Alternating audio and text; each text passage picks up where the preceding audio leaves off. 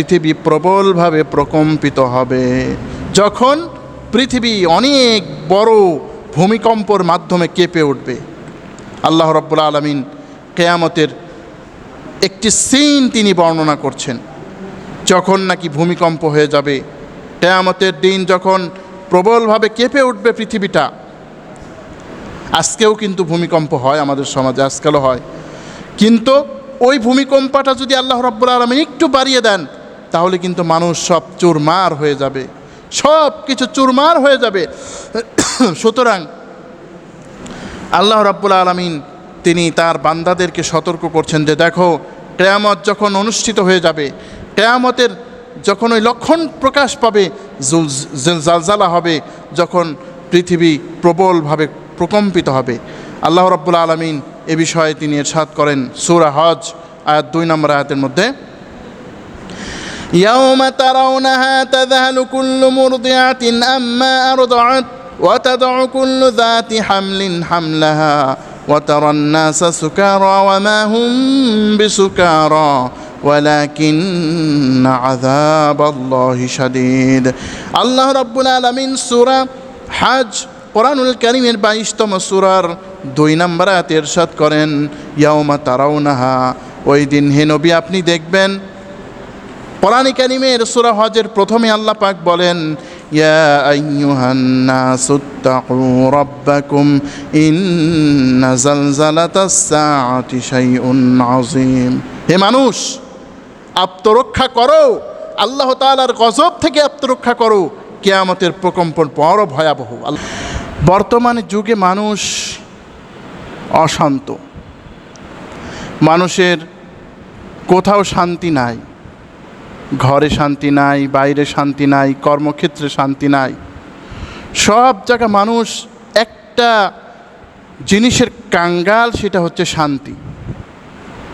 ধনী দরিদ্র, রাষ্ট্রনেতা, ধর্মীয় নেতা, একেবারে যাই বলেন না কেন, সব ক্ষেত্রেই মানুষের একটাই কথা, শান্তি নাই, শান্তি নাই। এই শান্তি কি করে আসবে? এজন্য আমাদের অনেক রকমের থিওরি বাতলে দেওয়া হয়। কেউ মনে করে যদি সম্পদ ধনীদের কাছ থেকে নিয়ে, সব সম্পদ যদি ধনীদের কাছ থেকে ছিনিয়ে নেওয়া হয়, রাষ্ট্রীয় যদি সম্পদ সব হয়, সমাজতন্ত্র, তাহলে মনে হয় মানুষের মুক্ত হবে, মানুষ মুক্তি পাবে। কিন্তু দেখা গেল কিছুদিন পরে আবার এটাও মানুষের কাছে অপ্রিয় হয়ে গেল।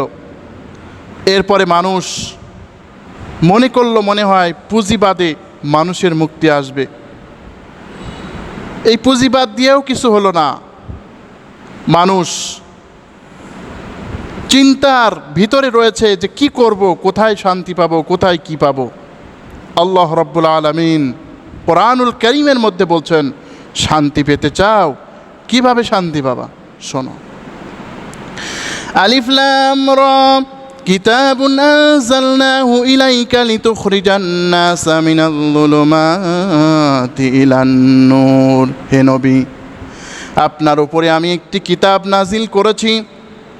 কেন নাজিল করলাম? এ কোরআন শুধু খতম পড়ানোর জন্য নয়, এ কোরআন মানুষ মরলে ওই বাড়ি তেলাওয়াত করার জন্যে নয়, শুধু সোয়াব রেসানি ইসালে সোয়াব করার জন্য নয়। আল্লাহ পাক বলেন, কিতাবুন আনজালনাহু ইলাইকা, তোমার উপরে এই কোরআন আমি নাজিল করলাম, লিতুখরিজান নাসা মিনাজ যুলুমাতি ইলান নূর। কেন নাজিল করলাম? এ কোরআন আমি এজন্যই নাজিল করলাম যাতে তোমাদেরকে অন্ধকার থেকে আলোর দিকে তোমরা প্রবেশ করতে পারো। অতএব এই অন্ধকার ছিল বলেই কিন্তু কোরআন মানুষের কাছে এসছে। কেমন অন্ধকার ছিল দেখেন। এমন বর্বর জাতি, উটের দৌড়কে কেন্দ্র করে যারা যুদ্ধ করত, এক গোত্রের উট আরেক গোত্রের মাঠে প্রবেশ করেছে, তার ঘাস পাতা খেয়েছে, জন্য বছরের পর বছর এই জাতি যুদ্ধ করত। মেয়ে হওয়াটা অপরাধ, এজন্য তাদেরকে কবর দিত। কিন্তু আল্লাহ রসুল সাল্লাল্লাহু আলাইহি ওয়াসাল্লাম আজকেও আর রাহিকুল মাখতুমের মধ্যে দেখলাম যে যখন আল্লাহ নবী সাল্লাল্লাহু আলাইহি ওয়াসাল্লাম মক্কা বিজয় করলেন, তখন তিনি বললেন, ও কুরাইশরা, জাহিলি যুগে যত তোমরা কি করতে, জাহিলি যুগে যত তোমরা হানাহানি করতে, রক্তারক্তি করতে, সব আমি আমার দুই পায়ে পদদলিত করে দিলাম। আর চলবে না, অহংকার চলবে না যে আমি অমুক গোত্রের, আমি আউস গোত্রের, আমি খাজরাজ গোত্রের, আমি পাঠান গোত্রের, ওইগুলো কিছু চলবে না। এখন চলতে পারে একমাত্র আল্লাহ তাআলার ভয়। ইয়া আইয়ুহান নাসু ইন্না খলাকনাকুম মিন যাকারিন ওয়া উনসা ওয়া জাআলনাকুম শুউবান ওয়া ক্বাবাইলা লিতাআরাফু ইন্না আকরামাকুম ইনদাল্লাহি আতকাকুম। যখন মক্কা বিজয় করলেন আল্লাহ রাসূল সাল্লাল্লাহু আলাইহি ওয়াসাল্লাম, তিনি এই আয়াতটিও তেলাওয়াত করলেন, হে মানুষ, পবিত্র কোরআন কারীমের সূরা হুজরাত, পবিত্র কোরআনের 49তম সূরা, এই সূরাটির 13 নম্বর আয়াত কি বলছেন? ইন্না খলাকনাকুম মিন যাকারিন ওয়া উনসা, হে মানুষ, তোমাদেরকে আমি সৃষ্টি করেছি এক পুরুষ এবং এক নারী হইতে, আর বিভিন্ন ধরনের বিভিন্ন শাখা উপশাখা গোত্র কবিলা থেকে। কিন্তু এটা কোনো বিষয় না, আমার আল্লাহর কাছে কারা মর্যাদাবান? আল্লাহ পাক বলছেন, যারা বেশি তাকওয়াবান, আল্লাহকে যারা ভয় করবে, আমার আল্লাহর কাছে সবার তাদের মর্যাদা। সুবহানাল্লাহ। সুতরাং আল্লাহকে কিভাবে ভয় করব, এটা জানতে হলে কোরআন আমাদের লাগবে।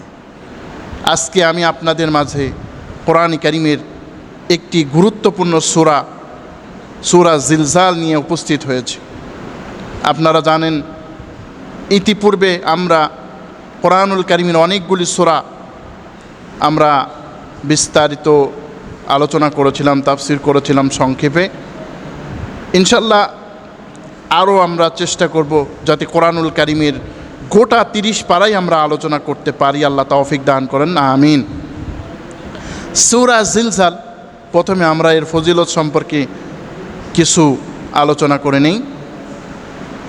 সূরা জিলজাল সম্পর্কে প্রিয় নবী মুহাম্মদুর রাসূলুল্লাহ সাল্লাল্লাহু আলাইহি ওয়াসাল্লাম বলেন, মান ক্বারা ইযা যুলজিলাতিল আরদ ওয়াজিলাত নিসফুল কোরআন, যেই ব্যক্তি নাকি কোরআন কারীমের সূরা জিলজাল পাঠ করলো, সে যেন অর্ধেক কোরআন 15 পারা কোরআন কারীম তেলাওয়াত করলো। সুবহানাল্লাহ।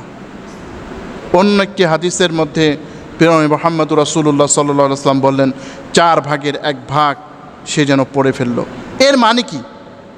এর মানে আমরা সংক্ষিপ্তভাবে বুঝি, আমরা একটু সংকীর্ণ চিন্তা করি যে ঠিক আছে, সূরা কুল হুয়াল্লাহু আহাদ যখন তা'দিলু সুলুসুল কোরআন হাদিস শরীফে রয়েছে, তাহলে কুল হুয়াল্লাহ 3 বার পড়লেই তো একবার খতম হয়ে যাবে।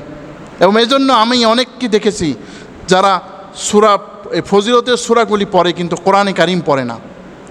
এর মানে কিন্তু এই না, কোরআনে কারীমের সূরা ইখলাস পড়লে 1/3 সমান আল্লাহ তাআলা সওয়াবও দিতে পারেন যদি ইখলাস থাকে।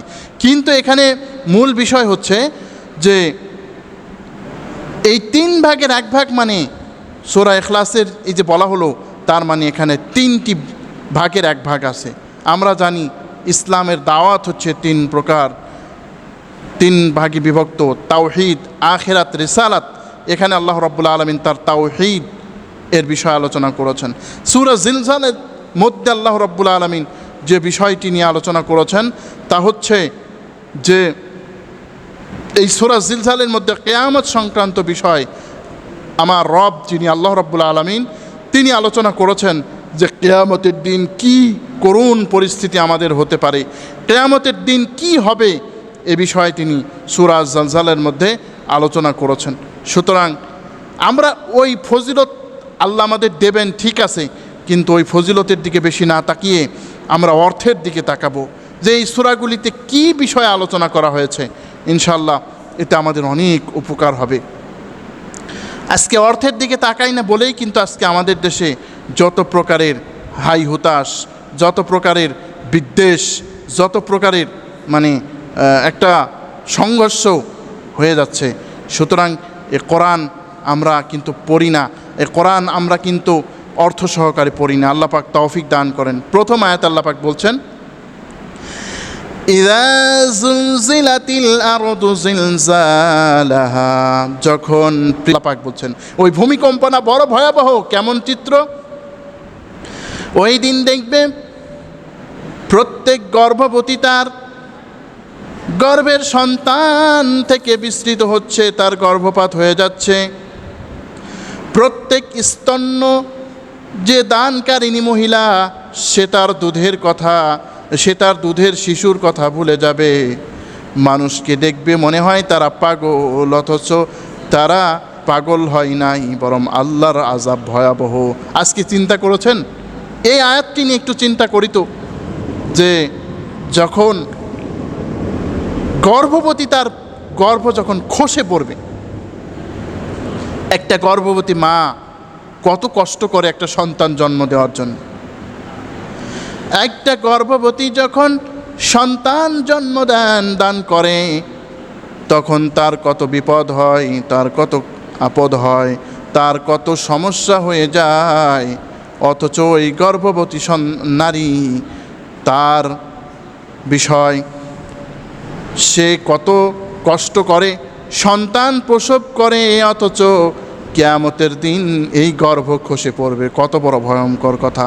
একজন দুধের শিশু, আপনি একটা মাকে একটা শিশুর থেকে 1 ঘন্টা আলাদা করে রাখতে পারবেন না, ছোট শিশু। অথচ আল্লাহ পাক বলছেন কিয়ামতের ভয়ঙ্কর এমন আযাব হবে যে একটা দুধের শিশু, সে একেবারে দুধের শিশুর কথা ভুলেই গেছে, মানুষ নেশাগ্রস্তর মতো, পাগলের মতো ছুটবে।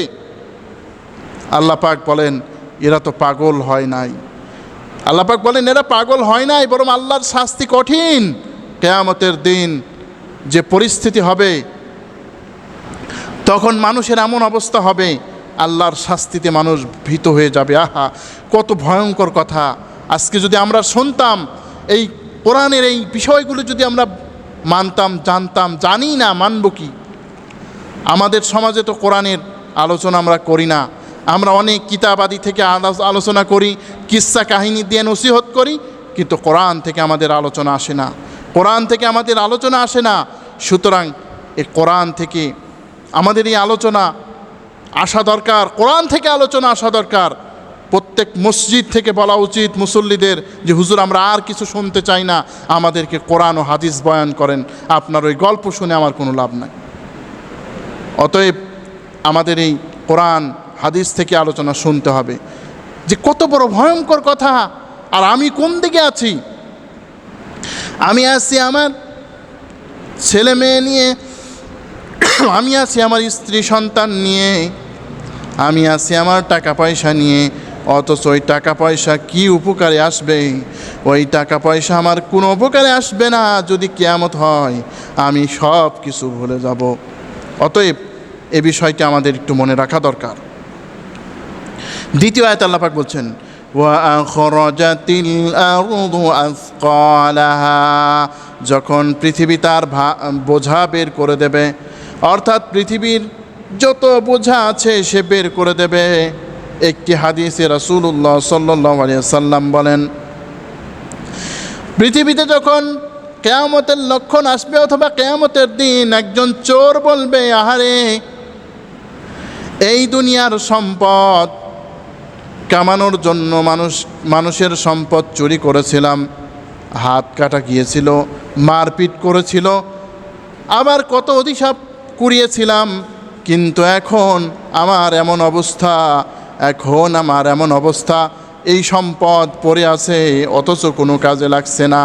সেই দিনও কয়েকদিন আগে একজন ব্যক্তির একটা রিক্সা আছে, অনেক কষ্ট স্বীকার করে সে কিনেছে, সেই রিক্সাটা একজনে চুরি করে নিয়ে গেছে। তাহলে কত বড় অভিশাপের কাজ সে করলো। কিয়ামতের দিন এই ব্যক্তিই বলবে, আল্লাহ, ওই ব্যক্তির রিক্সাটা চুরি করেছিলাম, আজকে আমার অবস্থা কত ভয়াবহ। আল্লাহ,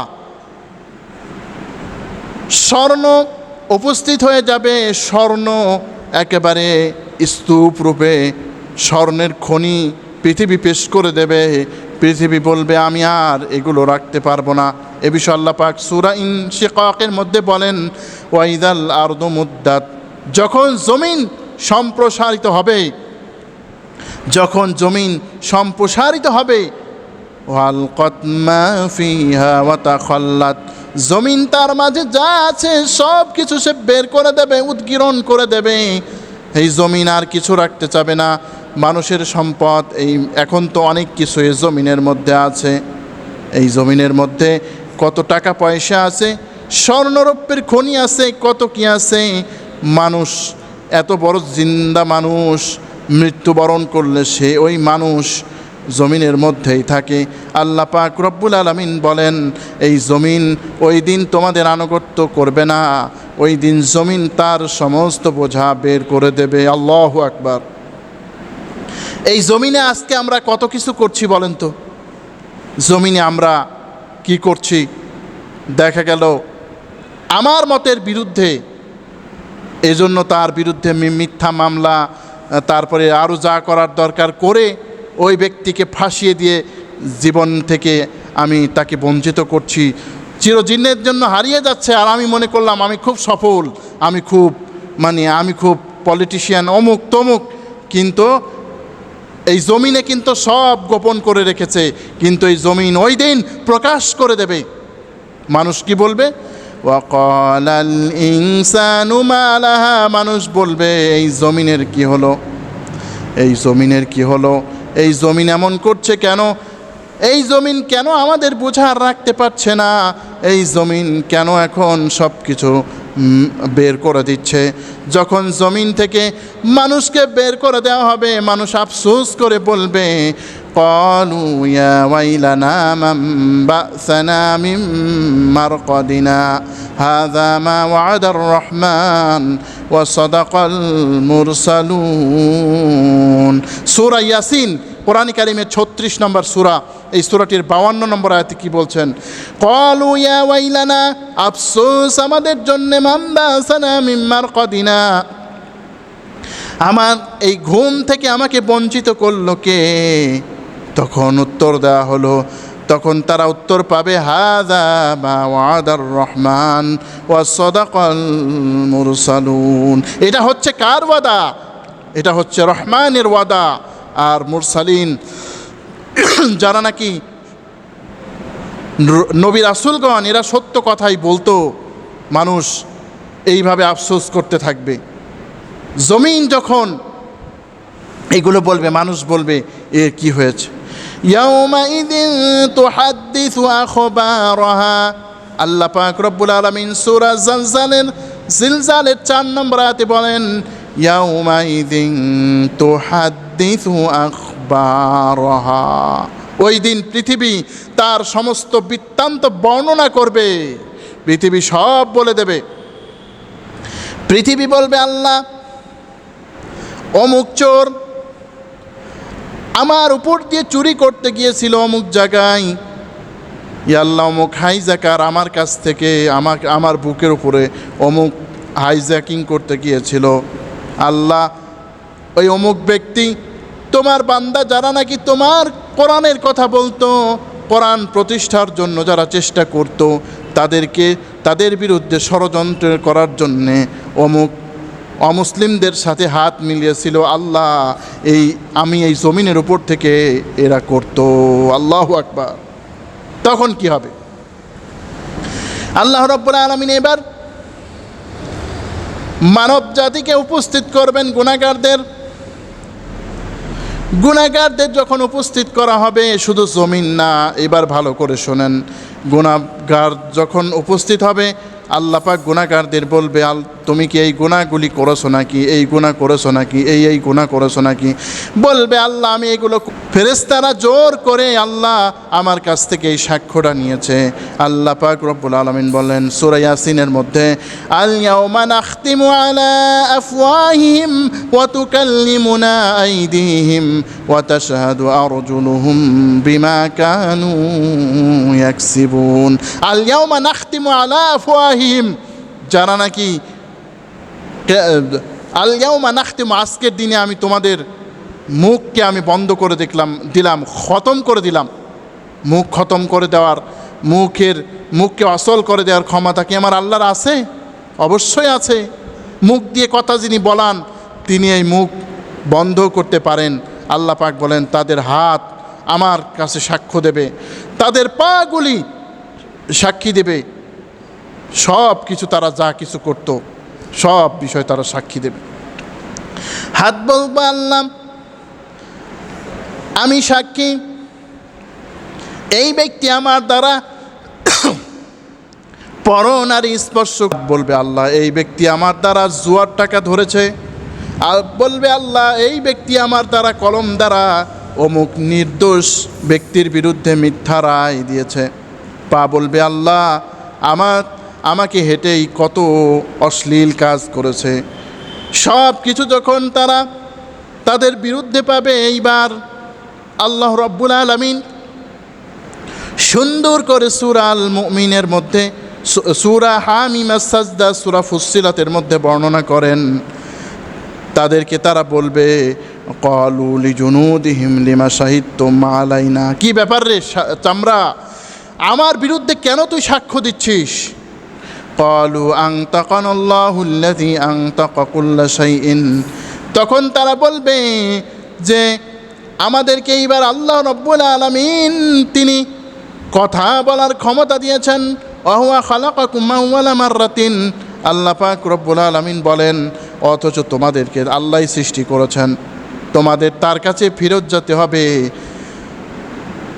আল্লাহ পাক বলেন ওই ব্যক্তিরা আরও বলবে আমা কুনতুম তাস্তাকিরুনা আইয়াশহাদা আলাইকুম সামউকুম ওয়ালা আবসারুকুম ওয়ালা জুনুদুকুম, সূরা হামিম আস-সাজদা, এই সূরাটির 20 নম্বর আয়াতে আল্লাহ পাক রব্বুল আলামিন বলেন যে তারা বলবে তোমরা যা কিছু করতে তোমরা নিজেদের কাছ থেকে লুকাতে না, ওয়ালাকিন যানানতুম আন্নাল্লাহা লা ইয়ালামু কাসীরাম মিম্মা তা'মালুন, তোমরা ধারণা করতে তোমরা যা করো মনে হয় আল্লাহও তা জানে না। নাউযুবিল্লাহ। ফাযালিকুমুল্লাযী যানানতুম বিরাব্বিকুম, তোমাদের রব সম্পর্কে এই ধারণা, ফাআসবাহতুম মিনাল খাসিরিন, তাহলে এই ধারণাই তোমাদেরকে ক্ষতিগ্রস্ত করেছে। সুতরাং এই জমিনে আজকে আমরা যা কিছু করছি এগুলো কিন্তু জমিন সব বলে দেবে। কেন? জমিনের কি শত্রুতা আছে আমাদের সাথে? আল্লাহ পাক বলেন না, বিআন্না রাব্বাকা আওহালাহা, কারণ কি তোমার রব তাকে আদেশ করবেন, তোমার রব এই জমিনকে আদেশ করবেন, বলো তোমার মাঝে কে কি কোন কাজ করেছে বলো। রবের আদেশ পাবে, রবের আদেশ সবাই পালন করে। আল্লাহ পাক রব্বুল আলামিন সূরা আল ইমরান 3 সূরা 83 নম্বর আয়াতে কি বলছেন? আফা গায়রা দীনিল্লাহি ইয়াবগুন ওয়া লাহু আসলামা মান ফিস সামাওয়াতি ওয়াল আরদি তাওআন ওয়া কারহান ওয়া ইলাইহি ইউরজাউন, তোমরা কি আল্লাহর দ্বীনের পরিবর্তে অন্য দ্বীন খোঁজো? আকাশ ও জমিনে যা আছে সব আল্লাহ তাআলার আনুগত্য করে। অতএব জমিন, আজকে বলি আমার সোনার বাংলা, আবার অনেকেই বলে আমার প্রিয় মাতৃভূমি, কিন্তু ওই মাতৃভূমি কিন্তু ওই দিন আমার কোনো উপকারে আসবে না। কারণ আমি যদি আল্লাহর ইবাদত না করি, আল্লাহর নাফরমানি করি, যতই সোনার বাংলা রূপার বাংলা বলেন ওই দিন কিন্তু কোনো কাজে আসবে না। আল্লাহ রব্বুল আলামিন এই জমিনের মাধ্যমে আপনার জাহান্নামকে নিশ্চিত করে দেবেন। এই জমিন তার রবের আদেশ পালন করবে, আদেশ পালন করে এরপর সে বলে দেবে কি কি আপনি করেছেন, আমি করেছি। এজন্য আমরা গুনাহের কাজ থেকে, পাপের অবস্থা থেকে আমরা যাতে একটু বিরত থাকি, এজন্য আমাদের সবার একটা ব্যবস্থা করা দরকার, নিজেদের মধ্যে মুহাসাবা করা দরকার। ইয়া আইয়ুহাল্লাযীনা আমানুত্তাকুল্লাহা ওয়াল তানজুর নাফসুম মা কদ্দামাত লিগাদিন ওয়াত্তাকুল্লাহ ইন্নাল্লাহা খাবীরুম বিমা তা'মালুন। সূরা হাসর, কোরআনুল কারীমের 59 নম্বর সূরার 18 নম্বর আয়াত আল্লাহ পাক কি বলছেন? হে ঈমানদারগণ, তোমরা আল্লাহকে ভয় করো আর আগামীকাল কি নিয়ে যাবে এ বিষয়ে একটু চিন্তা ভাবনা করো। আল্লাহকে ভয় করো, নিশ্চয়ই আল্লাহ তোমরা যা করো সব কিছুর খবর রাখেন। এখানে আল্লাহ পাক বলছেন তোমরা একটু মুহাসাবা করো। হযরত ওমর ফারুক রাদিয়াল্লাহু আনহু তিনি বলতেন, হাসিবু ক্বাবলা আন তুহাসাবু, তোমরা হিসাব গ্রহণ করো তোমাদের হিসাব নেওয়ার আগেই, অর্থাৎ তোমাদের হিসাব নেওয়ার আগেই তোমাদের হিসাব তোমরা নিজেরা নিজে করো। এজন্যে নিজের হিসাব নিজে করা, নিজের একটু মুহাসাবা করা, আমি আজকে কি করলাম, আজকে আমি কোন অবস্থায় আছি। আল্লাহ পাক রব্বুল আলামিন কিয়ামতের দিন বলবেন, তোমার নিজের আমল তুমি নিজেই করতে থাকো, আজকে তোমাকে কেউ পড়ে দেবে না।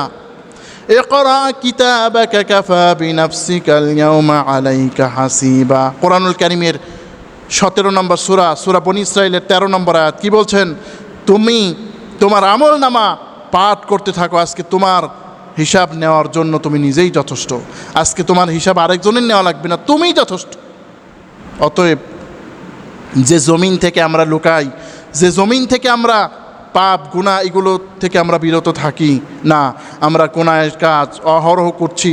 দেখা যায় নামাজের সময় হচ্ছে, আমরা হিন্দি গান বাজাচ্ছি, দোকানে চায়ের দোকানে খাচ্ছি, কেউ তো আমাদের কিছু বলছে না, জমিনও কিছু বলছে না, কিন্তু কিয়ামতের দিন কিন্তু জমিন আমাদের বিরুদ্ধে সাক্ষী দেবে। পরের আয়াতে আল্লাহ রাব্বুল আলামিন বলেন, ইয়াউমাইযিন ইয়াসতুরুন নাসু আশতাতা লিয়ুরাউ আমালাহুম, ওই দিন মানুষ দলে দলে উপস্থিত হবে যাতে তাদের আমল তাদেরকে দেখানো যায়। দুনিয়ায় তো আমাদের অনেক দল, তাই না? আজকে ইসলামের নামেও অনেক দল আমরা সৃষ্টি করে রেখেছি। শুধু যে দল সৃষ্টি তাই না, আমার দল যদি কেউ না করে আমি তাকে ফাসিক, কাফের, মুনাফিক যা ইচ্ছা তাই বলি। আল্লাহ পাক রব্বুল আলামিন কোরআনুল কারীমে সূরা আল ইমরানের 103 নম্বর আয়াতে কি বলছেন? ওয়াতাসিমু বিহাবিলিল্লাহি জামিআন ওয়া লা তাফাররাকু, তোমরা আল্লাহ তাআলার রজ্জুকে শক্ত করে ধরো আর অনর্থক তোমরা কি করো না, তোমরা বিচ্ছিন্ন হইও না। আজকে আমরা অনেক দলের মধ্যে আছি। আমাদের সমাজেই তো কেউ আমরা আওয়ামী লীগ, কেউ বিএনপি, কেউ জামাত, কেউ জাতীয় পার্টি, কেউ তবলিগ, কেউ চরমোনা, কেউ সরসিনা, কেউ ফুরফুরা, কেউ রাজারবাগি, কেউ ফুলতুলে, আরও কত কি। আল্লাহ পাক রব্বুল আলামিন বলছেন, এই দলের পরে তোমরা আমল করছো, এখন কিয়ামতের দিন এমন হবে না যে তোমরা ফাসিক যারা তারা কোনো ভালো মানুষের সাথে মিশতে পারবা। ওয়ামতাযু ইয়াওমা আইয়ুহাল মুজরিমুন, হে গুনাহগাররা,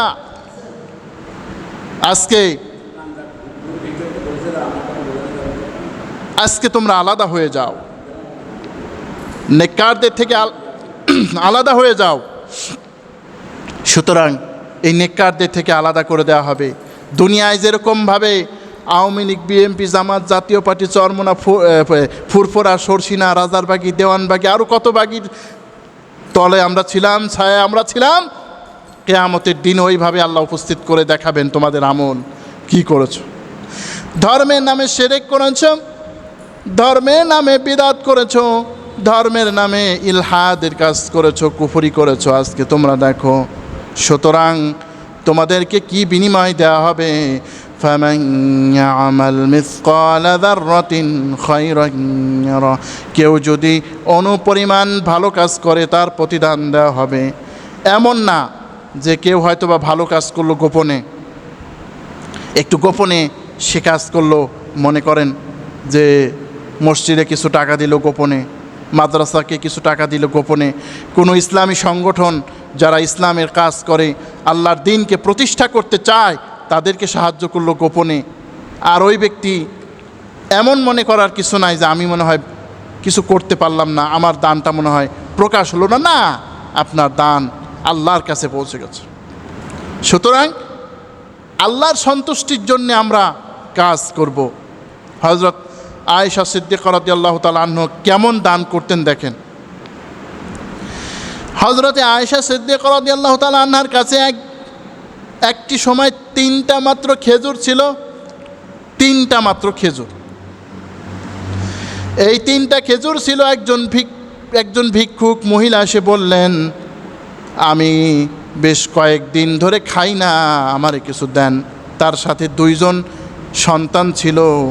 এইবার হজরতে আয়েশা রাদিয়াল্লাহু তাআলা আনহা 3টা খেজুর ওই ব্যক্তিকে দান করে দিলেন। আল্লাহু আকবার। আমরা হলে কি করতাম? আমরা হলে বলতাম যে বাবা আমি একটা দেই আর 2টা খাই, অন্তত 2টা দেই আর একটা আমি অন্তত খাই। না, আম্মা জান আয়েশা সিদ্দিকা রাদিয়াল্লাহু তাআলা আনহা 3টা খেজুরই দান করে দিলেন। এইবারে 3টা খেজুর 2 মেয়ে সন্তানকে মহিলা ভাগ করে দিল যে তুমি একটা খাও, ও একটা খাও। আরেকটা খেজুর মহিলা একটু মুখের মধ্যে দিয়েছে, আর ওরা ওই খেজুর খেয়ে শেষ করে ফেলেছে। একটা খেজুর, সারাদিনের ক্ষুধা কি আসে যায়, কি হয় এই খেজুরটায়। এইবারে মাকে বলছে মা ওই খেজুরটা আমাকে দাও। ওই মহিলা গাল থেকে বের করে দিয়ে ওই খেজুরটা 2 জনকে ভাগ করে দিল। আম্মা জান আয়েশা সিদ্দিকা রাদিয়াল্লাহু তাআলা আনহা তিনি আল্লাহর নবীকে বললেন, ইয়া রাসূলুল্লাহ আমি একটা কাজ দেখলাম, এই কাজটা আমি আর সহ্য করতে পারছি না, আমার হাতে কিছু ছিল না।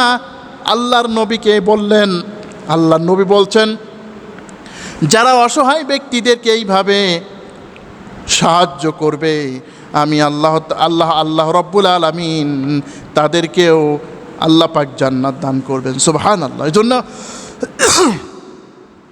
পরিবারের সদস্যদেরকেও যদি কেউ খাওয়ায় তারপরেও কিন্তু আল্লাহ পাক রেখেছেন অনুপরিমাণ ভালো কাজ করলেও কিন্তু সে তা পাবে। وَمَنْ يَعْمَلْ مِثْقَالَ ذَرَّةٍ شَرًّا يَرَهُ আর যেই ব্যক্তি অনুরূপ খারাপ কাজ করবে আমার আল্লাহ রব্বুল আলামিন বলেন ওই খারাপ কাজেরও তাকে তিরস্কার করা হবে, শাস্তি দেওয়া হবে। আজকে আমরা ছোট ছোট গুনাহ করি, আমাদের কাছে এটা কোনো ব্যাপার হয় না, কি আসে, কিন্তু আল্লাহ পাক বলছেন এই গুনাহের শাস্তিও তোমাদেরকে প্রদান করা হবে।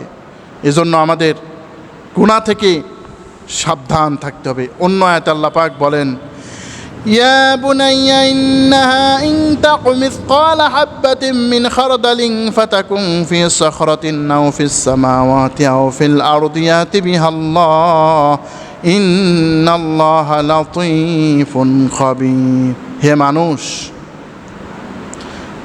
জমিনের মধ্যে যদি অনুপরিমাণ কিছু থাকে, একেবারে যা দেখা যায় না, ক্ষুদ্র, আকাশে থাকুক আর জমিনে থাকুক, আল্লাহ পাক ওইগুলো নিয়ে আসবেন। একজন বেদুইনকে আল্লাহর নবী সাল্লাল্লাহু আলাইহি ওয়াসাল্লাম তার কাছে আসলো। ওই বেদুইনটা আল্লাহর নবীকে বললেন, আল্লাহর নবী তাকে বিভিন্ন সূরা শিক্ষা দিলেন বলে এটা অত্যন্ত ভারী সূরা। এইবার আল্লাহর নবী সূরা জিলজাল তাকে শিক্ষা দিলেন। যেই ওই বেদুইন শুনলেন ফামান ইয়ামাল মিসকালা যাররাতিন খায়রান ইয়ারা ওয়া মান ইয়ামাল মিসকালা যাররাতিন শাররান ইয়ারা। ওই বেদুইন বললেন আমার জন্য তা যথেষ্ট, আমার জন্য তা যথেষ্ট, এই 2টা আয়াত যদি আমি মানি আমি জান্নাতে পৌঁছে যাব। আল্লাহু আকবার। হযরত রাসূলুল্লাহ সাল্লাল্লাহু আলাইহি ওয়াসাল্লাম বললেন এই ব্যক্তি বড় মুফতি হয়ে গেছে, এই ব্যক্তিকে তোমার আর শেখানোর কিছু নাই। তাহলে বড় একজন বুজুর্গ হওয়ার জন্য বছরের পর বছর দরকার হয় না, বছরের পর বছর কোনো পীরের আনুগত্যশীল হয়ে একেবারে খাওয়া দাওয়া বাদ দিয়ে এরকম দরকার হয় না। কোরআনের মানি মতলব যদি কেউ চিন্তা ভাবনা করে তাহলে আল্লাহ রাব্বুল আলামিন অবশ্যই তাকে একদিন নাজাত প্রদান করবেনই। যাই হোক, আল্লাহ রাব্বুল আলামিন সূরা জিলজালের অনেক শিক্ষারা দান করেছেন। 1 নম্বর শিক্ষা যে ভূমিকম্প, এই যে ভূমিকম্পটা হয়, এই ভূমিকম্প কিন্তু কিয়ামতের একটা লক্ষণ। আল্লাহ রাব্বুল আলামিন চাইলে এই ভূমিকম্পর দ্বারা আমাদেরকে বিনাশ করতে পারেন। সুতরাং এই যে ভূমিকম্পটি হচ্ছে, এই ভূমিকম্প কিন্তু আমাদের খারাপ কিছু দেখা উচিত। আমরা যে গুনাহ করি এর প্রভাবে এই ভূমিকম্প হয়। হযরত ওমর রাদিয়াল্লাহু তাআলা আনহু বলতেন হে লোকেরা তোমরা হয় গুনাহ ছেড়ে দাও, নইলে আমি এখান থেকে চলে যাব। 2 নম্বরে এই জমিন আমাদের কিছুই গোপন করবে না, এই জমিন সব কিছু বের করে দেবে, এই জমিনে যা আছে সব বের করে দেবে। সুতরাং গুনাহের জন্য আল্লাহর কাছে আমাদের প্রার্থনা করা উচিত। এরপরের শিক্ষাটি হচ্ছে আমরা যাই করি না কেন এর হিসাব অবশ্যই আমাদের একদিন দিতে হবে, এই হিসাব আমাদেরকে দিতে হবে। অতএব এই হিসাবের কথা চিন্তা ভাবনা করেও আমাদেরকে গুনাহের বিষয় সচেতন থাকতে হবে। এরপরের শিক্ষা যে সবাই আল্লাহ তাআলার আনুগত্য করে, কেউ আল্লাহর আনুগত্যের বাইরে নয়, সুতরাং আমাদেরকেও আল্লাহর আনুগত্য করতে হবে। এরপরে আপনি কোন দল করেন আপনাকে অবশ্যই হিসাব করে দল করতে হবে কিন্তু, কারণ ওই দিন কিন্তু আপনি দলের ইয়াতেই উঠবেন। এজন্য আমরা চেষ্টা করব যাতে ইসলামিক সংগঠনে আমরা যাতে যোগদান করতে পারি। এরপরে শিক্ষাটি হচ্ছে যে আমরা যে কোনো কাজই করি না কেন আমাদেরকে অবশ্যই একদিন এগুলো উপস্থিত করা হবে। ভালো কাজ যদি করি, ভালো কাজের বিনিময় যেমন নষ্ট হবে না, খারাপ কাজ করলেও এই খারাপ কাজের বিনিময় নষ্ট হবে না। আমাদের এই মসজিদের সম্মানিত ইমাম মুফতি মিয়া হুসাইন তিনি ইন্তেকাল করেছেন কয়েকদিন আগে। তিনি অত্যন্ত ভালো মানুষ ছিলেন। তিনি আল্লাহর দিনের খেদমত করতেন। তিনি একাধারে প্রায় 36টি বছর এই মসজিদের ইমামতি করেছেন। আমরা আল্লাহর কাছে দোয়া করে আল্লাহ যেন তাকে জান্নাত নসিব করেন। আল্লাহ রাব্বুল আলামিন যারা নাকি যারা নেককার ভাই বোন মারা গেছে তাদেরকেও আল্লাহ যেন মাফ করে দেন। আল্লাহ রাব্বুল আলামিন তাদেরকে যেন জাহান্নামের আগুনকে হারাম করে দেন। আল্লাহ রাব্বুল আলামিন যেন আমাদেরকেও মাফ করে দেন। আল্লাহ যেন আমাদের কোরআন ও হাদিসের খিদমত বেশি বেশি করার তৌফিক দান করেন। হাদা মা ইনদি ওয়াল ইলমু ইনদাল্লাহ আলাইহি তাওয়াক্কালতু ওয়া ইলাইহি উনীব। সুবহানাকাল্লাহুম্মা ওয়া বিহামদিক আশহাদু আল্লা ইলাহা ইল্লা আনতা আস্তাগফিরুকা ওয়া আতুবু ইলাইক। আসসালামু আলাইকুম ওয়া রাহমাতুল্লাহি ওয়া বারাকাতুহু।